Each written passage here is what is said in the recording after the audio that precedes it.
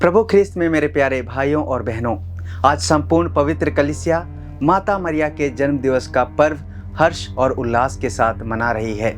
साथ ही साथ भारत की कलीसिया इस दिन को बालिका दिवस के रूप में भी मनाती है। जन्मदिन मनाना हमारी संस्कृति का एक अंश है जो बड़ी तेजी से प्रिय बनता जा रहा है। हम अपने प्रियजनों का जन्मदिन मनाते हैं। यह एक आनंद का अवसर है। उनके लिए अपना प्रेम प्रकट करने का यह एक उत्तम उपाय है। इसके द्वारा यह बताते हैं कि उनकी उपस्थिति से हम कितने खुश होते हैं। उदाहरण स्वरूप, एक परिवार में माता का जन्मदिन मनाना बच्चों के लिए एक विशेष आयोजन होता है, क्योंकि हम बच्चों के अस्तित्व का कारण वही माता है। हमारे जीवन का स्रोत वही माता है और हम उस पर गर्व करते हैं। हमें संतुष्ट रखने के लिए वे माताएं कितनी ही कठिनाइयाँ, कष्ट और वेदना सहती हैं। हाल ही में हमने शिक्षक दिवस मनाया और हम सब जानते हैं कि सबसे पहला शिक्षक एक माँ होती है। हम उनकी सीख, नीति और मूल्यों को जो हमने उनसे सीखा है अपने हृदय में संजोए रखते हैं। हमारे स्वर्गीय माता मरिया के प्रति भी यह सच है। हर साल के भांति 8 सितंबर संपूर्ण कलीसिया के लिए एक महत्वपूर्ण दिन है। इस दिन में हम बड़े हर्ष उल्लास के साथ ख्रिस्त की माता और पूरे विश्व की महारानी माता मरिया का जन्म उत्सव मनाते हैं।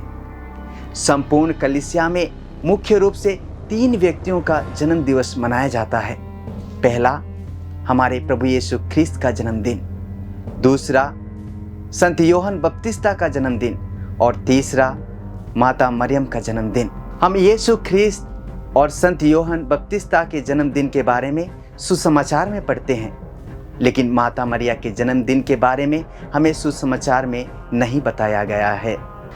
परंतु मरिया के जन्मदिन का विवरण संत याकूब के प्रोटो इवांजेलियम में दिया गया है। यह दूसरी शताब्दी के अंत में लिखे गए अप्रमाणित ग्रंथ से लिया गया है। इस परंपरा के अनुसार जोआकिम और अन्ना से मरियम का जन्म हुआ।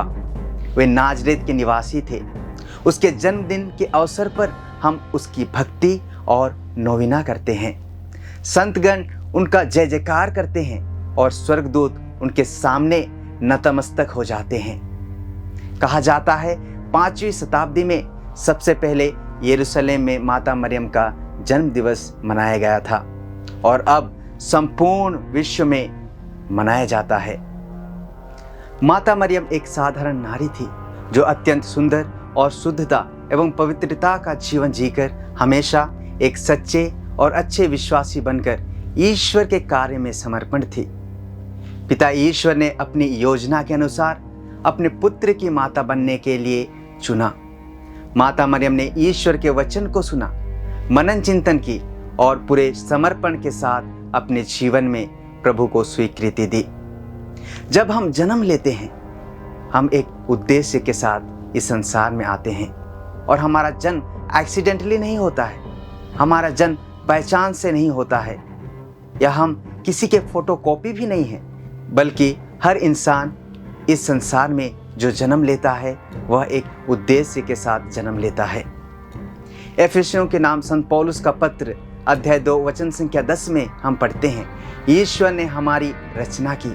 उसने ईसा मसीह द्वारा हमारी सृष्टि की, जिससे हम पुण्य के कार्य करते रहें और उसी मार्ग पर चलते रहें जिसे ईश्वर ने हमारे लिए तैयार किया है।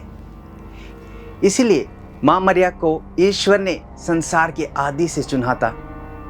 अतः माँ मरियम का जन्मदिन मनाने के पीछे कई कारण हो सकता है। जैसे माता मरियम का जन्म इस संसार में आशा के नए किरण को प्रज्वलित करता है, मुक्ति के किरण को लोगों में प्रज्वलित करता है, क्योंकि माँ मरिया के द्वारा इस संसार के मुक्तिदाता यीशु मसीह जन्म लेते हैं, जिसके द्वारा ईश्वर के मुक्ति विधान का कार्य पूर्ण होता है और ईश्वर हमें पाप के बंधनों से मुक्ति दिलाकर हमें स्वर्ग की ओर ले जाता है। और कलीसिया मरियम को नई हेवा के रूप में पहचानती है। हमारे आदि माता पिता आदम और हेवा के स्वरूप जो ईश्वर के द्वारा आशीष हम मनुष्यों को मिली होती, वह आशीष का द्वार, कृपा का द्वार बंद हो चुका था। लेकिन माता मरिया को कलीसिया नई हेवा के रूप में स्वीकार करती है। उसके द्वारा इस आशीष का द्वार पुनः खुल जाता है, स्वर्ग का द्वार पुनः खुल जाता है।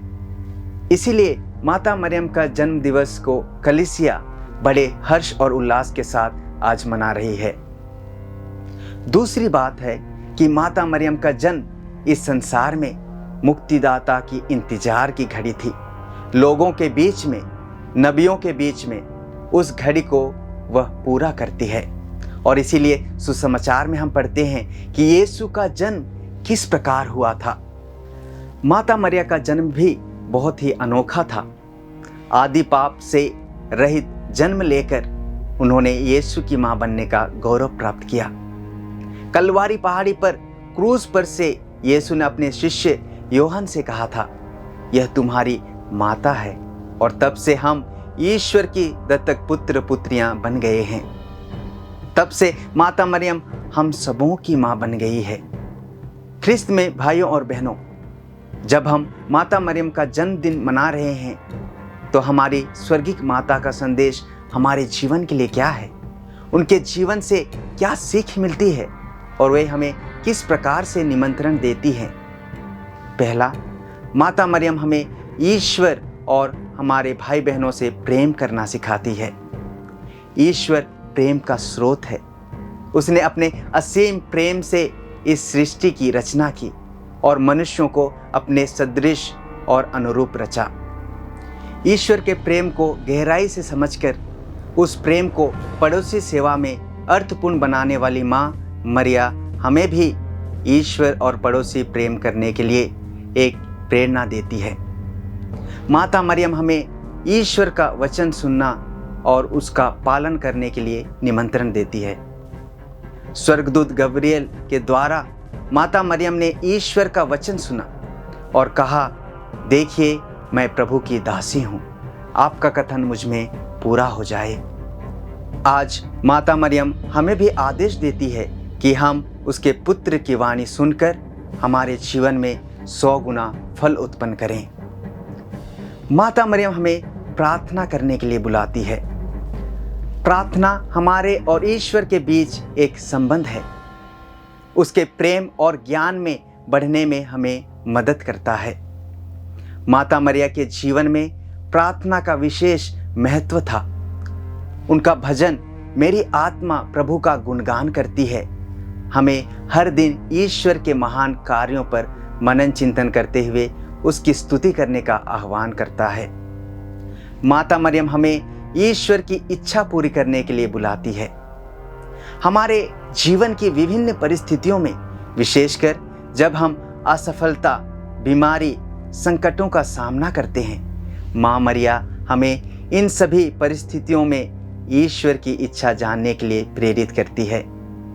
इसीलिए ख्रिस्त में मेरे प्यारे भाइयों और बहनों, आज जब हम माता मरिया के जन्म उत्सव का पर्व मना रहे हैं तो हमें उनके जीवन के गुणों को अपने जीवन में अपनाने का प्रयास करें।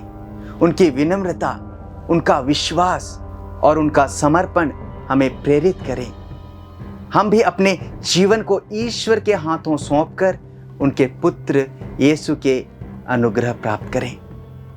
जिस प्रकार आज भारत की कलीसिया इस दिन को बालिका दिवस के रूप में भी मनाती है, तो हमें इन सभी बातों पर भी मनन चिंतन करने की आवश्यकता है। अक्सर हम कहते हैं कि बालिकाएं हमारे समाज की शक्ति है। उन्हें शिक्षा, समानता और सुरक्षा का अधिकार देना हमारा कर्तव्य है। लेकिन आज की परिस्थिति को देखें तो महिलाएं, बेटियां और बालिकाओं पर अत्याचार एक गंभीर और निरंतर बढ़ती हुई समस्या है जो समाज के विभिन्न हिस्सों में फैली हुई है। आज हम उन सभी बालिकाओं, बेटियों के लिए आवाज बनने की जरूरत है। उनके लिए प्रार्थना करने की आवश्यकता है जो दूसरों के अत्याचारों का शिकार होकर मानव गरिमा के साथ जीने से वंचित हैं। हर इंसान को यह समझने की सद्बुद्धि मिले कि हम सब स्त्री पुरुष ईश्वर के सदृश और अनुरूप बनाए गए हैं और हमारा दायित्व है कि हम एक दूसरे का सम्मान करें। माता मरियम हमें अपने ममता से ढकें और हमें सच्चे विश्वास की राह पर चलने में मदद करें। आमीन।